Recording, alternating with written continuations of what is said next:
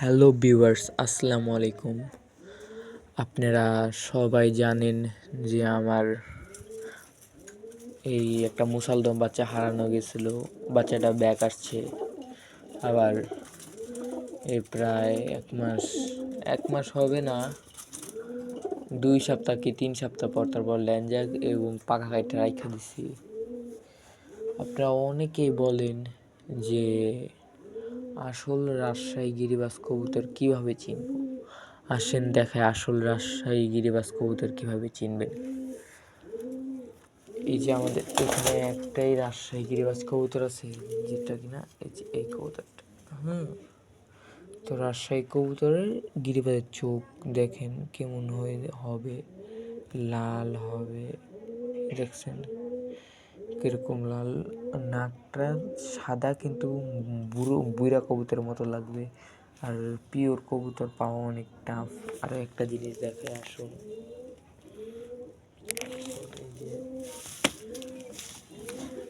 এই যে রাজশাহী কবুতর কিন্তু উড়তে উড়তে যে পাখা ক্ষয় করে ফেলায়, একদম পাখা ক্ষয় করে লায়। রাজশাহী কবুতরের লেজের দম এত ভালো, এত সুন্দর, ফুল ফ্রেশ থাকবে, গলাগুলা ফ্রেশ থাকবে, চোখ একদম অ্যাকোরেট থাকবে চোখ। এটা হলো রাজশাহী কবুতর, যেটা জাত। আর পায়ের দিকে লক্ষ্য করলে একদম জাম গোলাপি থাকবে। দাঁড়ান দেখাই।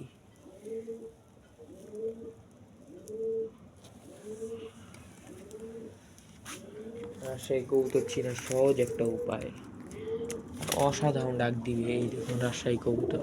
আমার তো এই একটা রাজশাহী কবুতর আছে, আমি অনেক কষ্ট করে কালেক্ট করছি।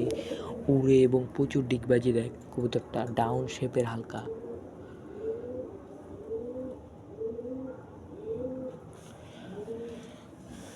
আর এই যে এটা আছে বেস্ট কিটেল রেসার পালি আমি। রেসারের লাইনটাই আমার বেস্ট কিটেল। আমি বেস্ট কিটেল নিয়ে অধিকাংশ রেসারে কাজ করে থাকি।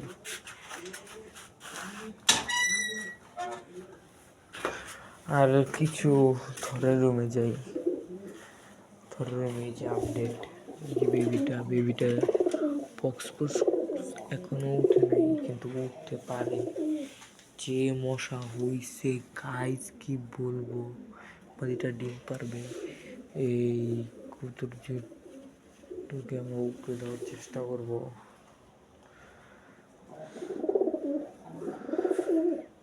এটাকে হাড়িটা দিয়ে দিব নিচেতে।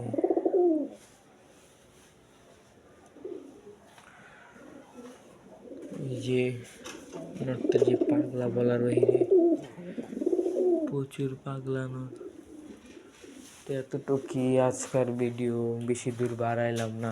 আজকের ভিডিওটা একদম শর্ট ভিডিও ধরতে পারেন। এই যে মাদিটা দেখেন ডাকে, মাদি কবুতর ডাকে।